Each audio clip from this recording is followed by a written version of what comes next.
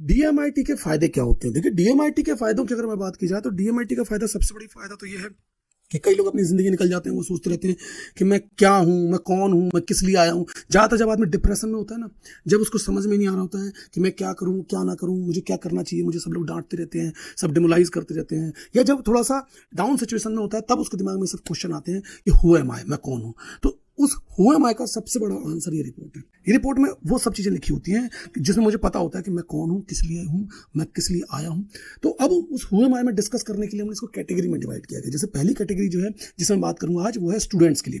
तो स्टूडेंट्स के लिए क्या फायदे हैं? तो सबसे पहले स्टूडेंट की अगर हम बात करते हैं, स्टूडेंट की लाइफ जो शुरू होती है वो एक 3 साल के बच्चे से लेकर 21 साल तक की एज मानते हैं हम, जिसमें बच्चा एक पढ़ाई करता है। तो उन इस एज के बीच में कौन कौन से पॉइंट है इस रिपोर्ट के फायदेमंद हो सकते हैं? तो पहला जो पॉइंट इसमें आता है वो है early career guidance and stream selection, यानी करियर की जो मैपिंग है वो कैसे की जा सकती है, वो इसमें जाते हैं। अब देखिए, इन पूरी हमारी स्टडी लाइफ में सबसे इंपॉर्टेंट पॉइंट जिसमें पहले डिस्कस किया था कि हमारे सब्जेक्ट चूज करना है और साथ में करियर ऑप्शंस चूज करना है। तो ये रिपोर्ट में जैसे आप देख ही चुके हैं कि कैसे ये ऑप्शंस मैं चूज कर सकता हूँ, कैसे मैं पता कर सकता हूँ कि मेरे लिए बेस्ट सब्जेक्ट कौन से हैं और बेस्ट करियर ऑप्शन कौन से हैं। दूसरे पॉइंट पर अगर हम बात करते हैं, इसमें पर्सनालिटी लर्निंग, मेरी पर्सनालिटी कैसी है, मेरी पर्सनालिटी के अंदर पॉजिटिव पॉइंट कौन से हैं, मेरी पर्सनालिटी के अंदर नेगेटिव पॉइंट कौन से हैं, वो इस रिपोर्ट के अंदर मैं बहुत अच्छे से समझ सकता हूँ। तीसरा आता है स्वॉट एनालिसिस। स्वॉट एनालिसिस की बात करते हैं। स्वॉट एनालिसिस में मैं अपनी स्ट्रेंथ क्या है, मेरी वीकनेसेस क्या है, अपॉर्चुनिटीज क्या हो सकते हैं जहाँ पर मैं जाना चाहिए मुझे, या थ्रेट्स कौन से चीज़ें जो बार बार मुझे आगे बढ़ने से रोकेंगे, उन्हें मुझे कैसे हटाना है, उन सब चीज़ों पर हम डिस्कस करते हैं।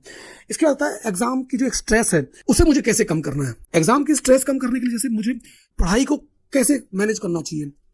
मेरा दोस्त बहुत जल्दी याद कर लेता है, उसको 1 घंटे में जो चीज़ याद होती है वो मुझे 1 घंटे में नहीं होती, उसके लिए मुझे 5 घंटे चाहिए होते हैं। तो मुझे अपनी इस स्ट्रेस को कैसे कम करना है, मुझे एग्जाम में कैसे अच्छे और मार्क्स लेके आना है, मुझे किसी भी एग्जाम्स की प्रिपरेशन करना है तो मुझे कैसे करना चाहिए, वो इसका एक बहुत सबसे अच्छा रिजल्ट मुझे इस रिपोर्ट से निकल के आता है। सब्जेक्ट सिलेक्शन जैसे मैं बात कर ही चुका हूँ, सब्जेक्ट मुझे कौन से चूज करना चाहिए वो इसमें बहुत अच्छी तरीके से आता है। नेक्स्ट पॉइंट है identify my inborn talent and my strength, मतलब मेरा इनबॉर्न टैलेंट, मैं क्या गॉड गिफ्टेड टैलेंट लेके आया हूँ और मेरे अंदर स्ट्रेंथ क्या है, ये बहुत कम उम्र में एक स्टूडेंट को पता लग सकती है।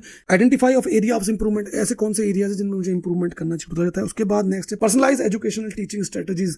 इस रिपोर्ट के द्वारा मैं अपने लिए अगर कोई पर्सनलाइज एजुकेशनल प्रोग्राम बनाना चाहूँ या टीचिंग स्ट्रेटजीज अगर मैं अपने टीचर के साथ डिस्कस करके बनाना चाहूँ तो बहुत अच्छे तरीके से बना सकता हूँ उसको मैं। दूसरा पॉइंट जो सबसे इंपॉर्टेंट आता है वो आता है पेरेंट्स के लिए, कि पेरेंट्स के लिए इसमें कौन सी बेनिफिशियल चीज़ है। तो सबसे पहले आता है जो आज के जो जनरेशन चली जिसको हम जेन जी बोलते हैं, कि जेन जी के इमोशंस को जो मूड स्विंग उनका होता है, उस मूड स्विंग को कैसे समझना है, इनके जो इनका जो बिहेवियर होता है, अभी ये गुस्सा थे, अभी खुश हो गए, इस बिहेवियर को कैसे समझना है उस रिपोर्ट से बहुत अच्छे से समझ सकते हैं। दूसरा पॉइंट आता है उन्हें कन्वर्सेशन कैसे अच्छे तरीके से करें ताकि हमारे एक पेरेंट्स और एक बच्चे के अंदर जो गैप है वो ना रहे और वो खुल के हमसे डिस्कस कर सके। उन सब चीज़ों को हम इससे पता कर सकते हैं। वो कैसे, अगर हमें पर्सनालिटीज वगैरह के बारे में पता होगा, बच्चे की स्ट्रेंथ के बारे में पता होगा तो हम इन चीज़ों में बहुत डिटेल में बात करते हैं।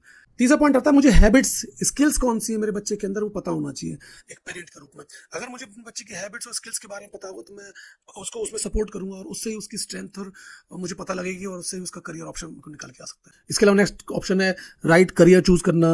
इसके अलावा है सेविंग ऑफ मनी, यानी मेरा बहुत सारा पैसा बचेगा जब मुझे एक्सपेरिमेंट नहीं करना पड़ेंगे। मुझे अलग अलग बच्चों को टेस्ट करने के लिए दुनिया भर की एक्टिविटीज ज्वाइन कराते हैं तो मुझे एक्टिविटीज नहीं ज्वाइन करानी पड़ेगी तो मेरा पैसा बचेगा। हो सकता है जो माँ बाप अपने बच्चों को कई बार पहले टेस्टिंग के लिए कोटा जैसी जगह भेज देते हैं कि चलो मेडिकल की तैयारी करो, वो कितना पैसा बचेगा एक्चुअल। तो ये सब चीजों से क्या है, पैसा बचता है, इससे मेरे स्ट्रेस तो कम होगी साथ में मेरा पैसा ही बचेगा। अर्ली टैलेंट पहचानना, ये इसमें सबसे इंपॉर्टेंट पॉइंट है। देखिए आज एक 3 या 4 साल की उम्र में जब रिपोर्ट बच्चे के हाथ में होती है तो पेरेंट को पता लग जाता है कि मेरे बच्चे का ये रोड मैप है, यार मुझे यही बनाना है, बच्चा ये बना दिख गया, मुझे अब कैसा मकान बनाना है मुझे समझ में आ गया है ना, मुझे कहाँ पे कौन सा कमरा, कहाँ पर कैसा, जैसे एक मकान के नक्शे के बाद हमें पता लग जाता है कि किचन कहाँ होगी, बेडरूम कहाँ होगा, वॉशरूम कहाँ होगा, ड्राइंग रूम कहाँ होगा, कहाँ पार्किंग एरिया होगा, कितने बाय कितने स्क्वायर फीट में क्या कितनी मंजिल बनाएंगे, कहाँ स्टडी रूम होगा। ऐसे ही हम बच्चे की जब ये हमारे पास आ जाता है ये रिपोर्ट तो हम अपने बच्चे का भी करियर रोड मैप बना सकते हैं और उस रोड मैप को बताने के बाद हम ये पता कर सकते हैं कि मेरे बच्चा किन फील्ड के लिए बना है, किन चीज़ों के लिए बना, कौन सब्जेक्ट के लिए बना, किन चीज़ों में बच्चे को जाना चाहिए, वो हम बहुत अच्छे से पता कर सकते हैं।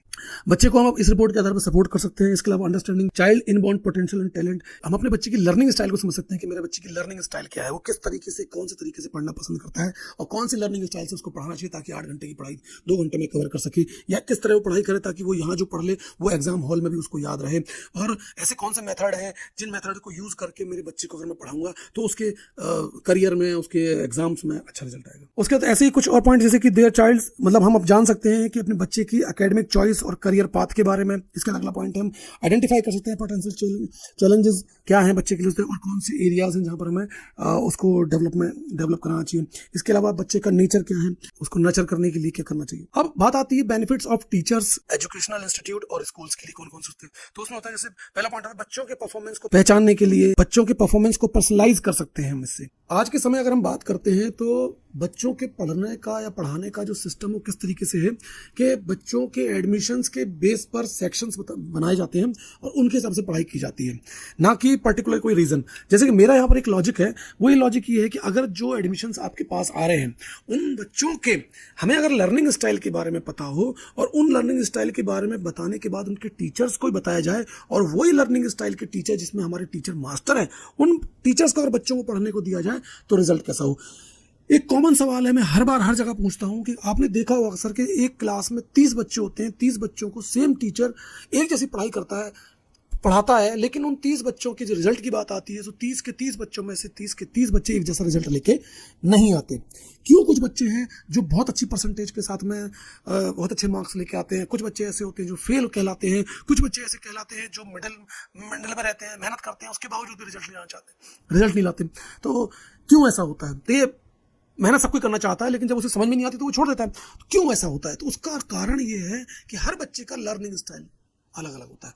अगर मुझे हर बच्चे के लर्निंग स्टाइल के बारे में पता हो और तो एज अ टीचर अगर मुझे पता हो कि मेरे बच्चे का लर्निंग स्टाइल क्या है और उसी लर्निंग स्टाइल के हिसाब से अगर मैं उस बच्चे को पढ़ाऊंगा तो बच्चे की ग्रेस्पिंग पावर बहुत जल्दी डेवलप हो जाएगी, बच्चा बहुत जल्दी सीख जाएगा। यानी कि जो मैं बार बार बोलता हूँ कि जिस चीज़ को पढ़ाना में, जो चीज़ समझाने में मुझे घंटों लग रहे हैं, वो चीज़ कुछ समय कुछ मिनटों में मैं समझा सकता हूँ उसको, क्योंकि उसका वो लर्निंग स्टाइल। जैसे कि एक ऑडिटरी लर्नर बच्चा है, ऑडिटरी मतलब वो बच्चा सुन के याद कर लेगा, सुन के सुनाया जाएगा उसको तो वो याद कर लेगा। तो अगर उस बच्चे को मैंने कोई चीज़ सुनाई, उसके बारे में पीछे से बैकग्राउंड म्यूजिक या किस तरीके से मैंने उसको बताया तो वो याद कर लेता है, तो वो बहुत जल्द लॉन्ग टर्म तक याद रहेगा और उसी चीज़ को वो बहुत अच्छा रिजल्ट में कन्वर्ट कर पाएगा। तो अगर मेरा यहाँ पर ये है क्वेश्चन कि अगर बच्चों के जो सेक्शंस को हम डिवाइड करते हैं एडमिशन्स के बेस पे, उन बच्चों को सेक्शंस को अगर हम लर्निंग स्टाइल के ऊपर डिवाइड करें तो बहुत अच्छा रहेगा। टैलेंट की मैपिंग कर सकते हैं कि कौन सा बच्चा किस चीज़ के लिए बना है, किस चीज़ में वो ज़्यादा अच्छा काम कर रहा है, तो उसके हिसाब से हम उस बच्चे को ढाल सकते हैं। प्रोजेक्ट बनाए जाएँ तो उसी हिसाब से हमारे प्रोजेक्ट बनेंगे, करियर की काउंसलिंग भी उस हिसाब से की जाएगी।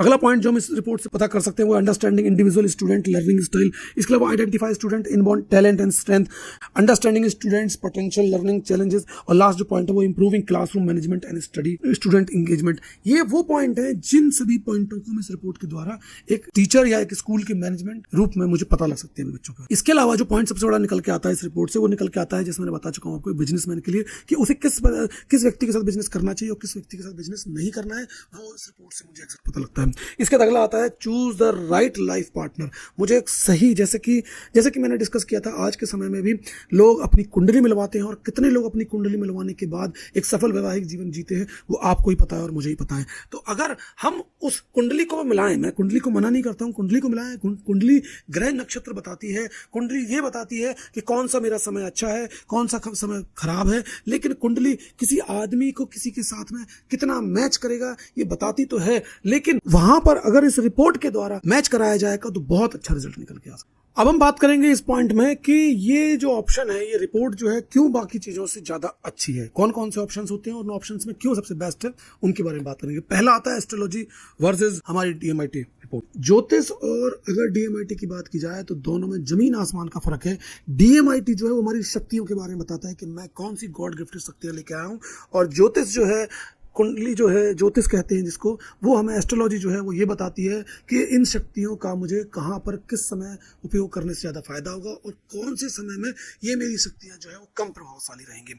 यानी कि समय के कालखंड को बताने का काम एस्ट्रोलॉजी में किया है। जैसे आपने बड़े ज्योतिषाचार्यों को देखा होगा, वो बताते हैं कि इस समय से इस समय तक आपका राहु का काल लगा या इस समय शनि आपकी प्रवेश कर रहा है, तो ये चीज़ों में थोड़ा सा आपको दिक्कत होगी। तो वो वही बताते हैं, समय को बताते हैं कि इन किस समय कौन सी चीज़ें मतलब आपका कौन सा समय उतना अच्छा नहीं रहेगा, कौन सा समय बेकार रहेगा, वो चीज़ है। यानी कहने का मतलब जैसे पहाड़ जब आप चढ़ते हैं ठीक है। अब आपको आपका चलने की बहुत सी ताकत है, आप खूब अच्छा चल सकते हैं, लेकिन पहाड़ चढ़ने में आपको ज़्यादा ताकत लगानी पड़ेगी। अब वही बात अगर आप एक ढाल पे हो तो आपको क्या करना पड़ेगा, आपको अपने ऊपर कंट्रोल रख के आराम से चलना पड़ेगा ताकि आप एकदम से तेजी से ना नीचे चले जाएं। तो वही बात ये बताती है जो कौन सा समय मुझे ज़्यादा मेरे लिए उपयुक्त रहेगा, कौन सा समय मेरे लिए विपरीत रहेगा। साइकोमेट्रिक टेस्ट होता है, एक IQ टेस्ट होता है, इनसे अगर हम कंपेयर करते हैं तो अगर आप देख रहे होंगे यहाँ पर एक टेबल में मैंने बना रखा है इसमें कि क्या डिफरेंस होता है। जैसे पहला डिफरेंस जो आ रहा है कि the result can be manipulated. IQ test के जो रिजल्ट होते हैं उसको मैनिपुलेट किया जा सकता है। कैसे मैनिपुलेट किया जाता है? IQ टेस्ट में कुछ क्वेश्चंस होते हैं वो पूछे जाते हैं। जैसे एक क्वेश्चन पूछा गया कि आपको म्यूजिक में इंटरेस्ट है। अभी मान लीजिए आज पूछता हूं मैं कि आपको म्यूजिक में इंटरेस्ट है, तो आपने कहा हाँ इंटरेस्ट है। चलिए एक क्वेश्चन पूछता हूँ, क्या आपको कंप्यूटर चलाना आता है? आपने कहा तो कंप्यूटर में आपको चलाना आज आता है, आज आता है। आपने कहा नहीं मुझे आज नहीं आता, लेकिन एक साल बाद तो आप सीख सकते हो ना कंप्यूटर। हाँ, तो क्या एक साल बाद वो चेंज हो जाएगी रिपोर्ट? क्या IQ टेस्ट चेंज हो जाएगा? IQ मतलब होता है तर्क वितर्क करने की क्षमता। तर्क वितर्क करने की क्षमता हमारी जन्मजात होती है, हमारी बचपन से आती है कि मुझे किसी चीज में अगर नॉलेज होगी तो मैं कितना तर्क वितर्क कर सकता हूँ, सही गलत का मुझे कितना सोच है, वो IQ कहलाता है, मुझे जहां तक पता है। तो DMIT रिपोर्ट एक बायोमेट्रिक कैप्चर के आधार से जिसमें रिजल्ट को मैनिपुलेट नहीं किया जाता, और एक बार जो रिपोर्ट बन के आ जाती है वो हमेशा वही रहती है, रिपोर्ट चेंजेस नहीं होता। कई बार लोगों के सवाल होते हैं ये चेंज होते हैं क्या? तो मैं कहता हूँ चेंज तो नहीं होता, लेकिन हाँ जैसे मुझे मान लीजिए एक 4-5 साल के बच्चे की रिपोर्ट मेरे सामने रखी हुई है और मुझे उसके इंटरप्रिटेशन से मुझे ये पता लगता है कि इस बच्चे की शारीरिक थोड़ी दिक्कत रहेगी इसको, यानी कि इसका पैराइटल लोब जो है वो थोड़ा वीक है, यानी कि इसको चलने फिरने ज्यादा देर तक दौड़ नहीं सकता, ज्यादा देर चलने में इसको दिक्कत होगी, ये ज्यादातर बैठ के काम करना पसंद करेगा। तो अब आप कहते हो नहीं मुझे तो चलाना ही है, तो फिर हम बताते हैं कि जैसे हमारी हाइट कब तक बढ़ती है, हमारी हाइट हमारा शरीर का जो डेवलपमेंट है वो आपने 18 से 20 साल तक हमारा शरीर का जो है डेवलपमेंट होता है, ऐसे ही हमारे जो ब्रेन का डेवलपमेंट है वो भी 18 से 20 साल की उम्र तक होता है। यानी कि अगर मुझे सही समय पर 4 साल की उम्र मान लीजिए कोई चीज पता लग जाती है कि मेरे अंदर ये कमियां हैं और अगर मैं उस पर काम करना शुरू कर दूं तो 18 से 20 साल की उम्र तक आते आते मैं उन चीज में मास्टर भी हो सकता हूं। तो यानी कि जो मेरे आया था रिपोर्ट में उसको मैं चेंज भी कर सकता हूं, लेकिन एक समय के दौरान, एक समय कालखंड के दौरान, यानी कि उस टाइम तक उन चीज़ों में। जैसे एक एग्जांपल के रूप में बात करता हूँ, डॉक्टर के पास आप जाते हो, डॉक्टर से आप बोलते हो, डॉक्टर के पास आप जाते हो, डॉक्टर कहता है आपको कि आपका जो राइट हैंड है वो थोड़ा सा कमजोर है। तो आप कहोगे फिर क्या करना चाहिए? डॉक्टर साहब यही बोलेंगे राइट हैंड आपका कमजोर है तो आपको क्या करना है, ज्यादा से ज्यादा काम अपने राइट हैंड से करना है। ज्यादा से ज्यादा आपको काम जो आप लेफ्ट हैंड से काम करते हो वो काम भी आपको कोशिश करना है राइट हैंड से, ताकि आपका राइट हैंड भी मजबूत हो जाए। या करते हो ऐसे ही हम रिपोर्ट में जब हमें पता लग जाते हैं समय पर कि ये चीज बच्चे के अंदर कमी है या इन चीजों किसी दिक्कत बच्चे को हो सकती है, तो उन चीजों पे हम फोकस करके वो वीकनेसेस को भी हम स्ट्रेंथ में कन्वर्ट कर सकते हैं। और भी जैसे पॉइंट है, टेस्ट जो रिजल्ट आते हैं वो इमोशंस के आधार पर होते हैं। उस टाइम पे वो बंदा कैसा है, वो बंदा अगर मायूस है तो वैसे आंसर देगा, अगर वो खुश है तो वैसे आंसर देगा। तो ये, लेकिन इसमें जो हमारा DMIT रिपोर्ट क्या कहते हैं, यूनिक रिजल्ट है, तो हमेशा वैसे ही आएगा, चाहे आप अभी दो, चाहे एक दिन बाद दो, चाहे एक साल बाद दो, चाहे वो वही रिजल्ट आने वाला है, वो वैसी रिपोर्ट आएगी। रिपोर्ट चेंज हुई, फिंगरप्रिंट चेंज नहीं होते, फिंगर बदले ही नहीं है। तीसरा पॉइंट जो है, result is based on understanding of the questions जो होते हैं उनके समझने के आधार पर वो रिपोर्ट बनती है। लेकिन इस जो DMIT रिपोर्ट है तो किसी प्रकार का क्वेश्चन आंसर मुझे नहीं आता, कोई सब्जेक्टिव क्वेश्चन ही नहीं है, कोई सब्जेक्ट के ऊपर कि म्यूजिक आता है कि नहीं आता, कंप्यूटर चलाना आता है कि नहीं आता, हिंदी पसंद है, इंग्लिश पसंद है, कुछ पूछे नहीं आता ना इस तरह का सवाल DMIT रिपोर्ट में। तो IQ टेस्ट की जो स्टेबिलिटी है वो बहुत लो है, क्योंकि एक्यूरेसी नहीं है ना उतनी।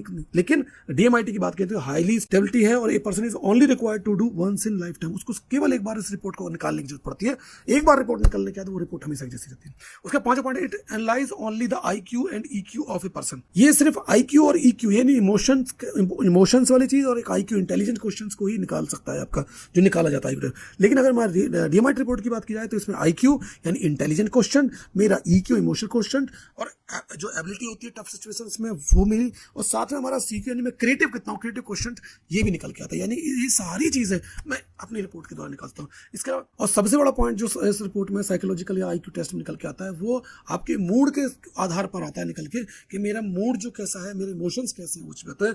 लेकिन जो DMIT रिपोर्ट है ये न्यूरो साइंस और एमरोलॉजी और जेनेटिक और साइकोलॉजी के ऊपर बेस्ड है। इसमें बहुत मुश्किल चेंजेस होते हैं, चेंज नहीं होता, बदलाव कुछ नहीं आता, सेम आती है रिपोर्ट। अब हम बात करेंगे कि इस DMIT रिपोर्ट को यदि मैं निकालना चाहूं तो मुझे कैसे निकाल सकता हूं मैं इसमें। तो इस रिपोर्ट को निकालने के लिए 3 चरणों में ये रिपोर्ट से हम निकाल सकते हैं। पहला चरण जो आता है वो होता है फिंगरप्रिंट लेना। इसमें हम क्या करते हैं, एक छोटी सी मशीन होती है, जो मशीन आप देख रहे होगी, इस मशीन में हम फिंगरप्रिंट लेते हैं अपने फिंगर्स का। अब ये फिंगरप्रिंट हमारी कितनी है, 10 फिंगरप्रिंट, जिसमें आपको बताया था 10 फिंगरप्रिंट होती है। तो 10 फिंगरप्रिंट्स में से प्रत्येक फिंगरप्रिंट्स का हम फ्रंट का पार्ट, साइड के दोनों भाग, यानी कि टोटल 3 फिंगरप्रिंट लेते हैं एक फिंगर से, 1, 2 और 3 फिंगर लेते हैं, यानी कि टोटल 10 फिंगर्स के हमारे 30 फिंगरप्रिंट्स हम लोग लेते हैं। इन फिंगरप्रिंट्स को लेने में मुश्किल से 10 से 15 मिनट लगते हैं। उसके बाद इन फिंगरप्रिंट्स को लेने के बाद सिस्टम पे, उसके बाद हम इनके एनालिसिस के लिए इनको भेजते हैं। एनालिसिस जो होता है इनकी रिपोर्ट, इसके जो फिंगरप्रिंट्स इनके एनालिसिस करता है, वो देखता है कि इसमें क्या है क्या नहीं है, और उसके बेस पर एक 35 से 40 पेजेस की रिपोर्ट जो है, वो जो सब चीज़ें मैंने बताई हैं वो सब एक रिपोर्ट के बेस पर बनती हैं। तो ये हुआ दूसरा चरण, यानी पहले चरण में हमने फिंगरप्रिंट लिया, दूसरे चरण में हमने उसकी एनालिसिस की, और तीसरा जो प्रोसेस होता है, तीसरे प्रोसेस में हम इस रिपोर्ट को निकालने के बाद इस रिपोर्ट के एनालिसिस के लिए एक इंटरप्रेटर, जिसको डीएमआईटी का काउंसलर कहते हैं, उस इंटरप्रेटर के पास भेजते हैं, और वो इस रिपोर्ट को पढ़ के एनालिसिस करके काउंसलिंग करता है। इसमें समय जो लगता है, एक फिंगरप्रिंट को लेने में 10 से 15 मिनट लगते हैं, एनालिसिस में 24 से 72 घंटे, 24 घंटे से 72 घंटे लग सकते हैं, यानी कि 2 दिन। इसके अलावा एनालिसिस जो एक इंटरप्रिटेशन करता है रिपोर्ट की, काउंसलर करता है, वो 2, 3, 4, 5, वो उसके ऊपर डिपेंड करता है कि उस काउंसलर को कितना अनुभव है, जिसके आधार पर वो काउंसलिंग करते हैं। तो इस तरीके से पूरी प्रोसेस होती है। अब इन पूरी प्रोसेस में सबसे इंपॉर्टेंट पार्ट जो है, वो है तो सारा इंपॉर्टेंट कि फिंगरप्रिंट्स किस तरह से लिए गए, उनकी एनालिसिस जिसने की है वो कैसे लोग हैं, क्या उनको नॉलेज है, कितना एक्सपीरियंस है। इसके अलावा सबसे इंपॉर्टेंट पार्ट जो आता है, लेकिन वो है काउंसलर का, कि वो जो काउंसलर है उसका एक्सपीरियंस कितना है। अब एक सवाल आता है कि मुझे ये रिपोर्ट कब निकलवानी चाहिए। तो ये डिपेंड करता है आपके ऊपर कि आपको क्या जरूरत है। जैसे अगर ये बच्चे की बात की जाए, 4-5 साल का होता है, तो सबसे पहले रिपोर्ट होना चाहिए। जैसे मैं बार बार बोलता हूँ कि एक मकान के लिए जैसे नक्शा जरूरी होता है, नक्शे को देख के ये मकान को डिजाइन करते हैं। ऐसा नहीं करते कि मकान बना दिया उसका तोड़ फोड़ करके मकान को कंस्ट्रक्ट करते हैं। वैसे ही बच्चे के लिए, उसका रोड मैप के लिए हमारे पास ये रिपोर्ट होनी चाहिए, जिसमें बच्चे के बारे में पूरा पता लग जाए कि बच्चे के बारे में क्या है। तो एक बच्चे के लिए तो तब जरूरी है। इसके बाद एक हर व्यक्ति के पास ये रिपोर्ट होना चाहिए, ताकि उसे उसकी लाइफ पार्टनर के साथ कैसे बात करनी है, उसके बिजनेस पार्टनर के साथ बात कैसे करनी है, वो अपने ऑफिस कल्चर में है तो उसे ऑफिस में अपने बॉस के साथ में कैसे अंडरस्टैंडिंग बिठानी है। एक ऑफिस में बॉस बैठा हुआ है, उसको अपने एम्प्लॉइज़ के लिए बहुत जरूरी है कि उसे पता होना चाहिए उसका एम्प्लॉइज़ किस चीज़ के लिए। जैसे आज इस रिपोर्ट के बेस पर मुझे ये पता होता है कौन सा ऐसा काम है किसको देना चाहिए, वो पता होता है। तो ये सब चीज़ें एक बिजनेसमैन के लिए भी जरूरी है, एक आम आदमी के लिए भी जरूरी है, एक टीचर के लिए भी जरूरी है कि उसे बच्चे के लिए, कि बच्चे को जानने के लिए, बच्चे की लर्निंग स्टाइल को समझने के लिए भी जरूरी है। तो ये रिपोर्ट सबके लिए जरूरी है। एक बच्चे की बात की जाए तो बच्चे के लिए तो जितनी जल्दी हो सके रिपोर्ट होनी चाहिए। अगर कोई बच्चा 8th में क्लास में, 8, 9, 10th में, तो उसके लिए तो मस्ट है। बाकी जब जागो तब सवेरा। आशा करता हूँ ये रिपोर्ट आपको अच्छी लगी होगी। मेरे द्वारा एक्सप्लेन की हुई आपको सारे पॉइंट, टॉपिक अच्छी तरह से आपको समझ आए होंगे।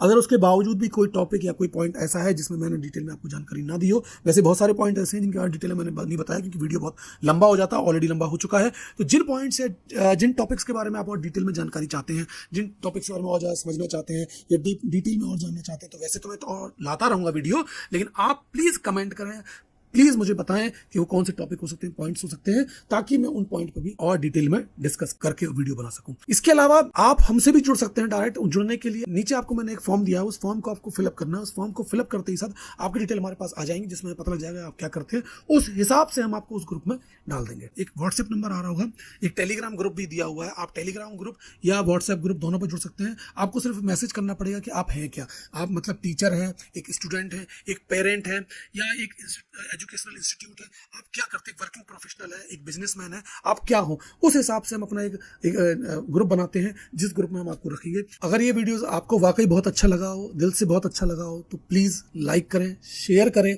सब्सक्राइब करें, और शेयर उनसे जरूर करें जिनके बारे में आपको लगता है कि उनको ये बात पता होनी चाहिए। उनके बच्चों के लिए, उनकी फैमिली के लिए, आपके उनके दिल के पास जो लोग हैं उनको जरूर शेयर करें, उन्हें बताएं इस चीज़ के बारे में।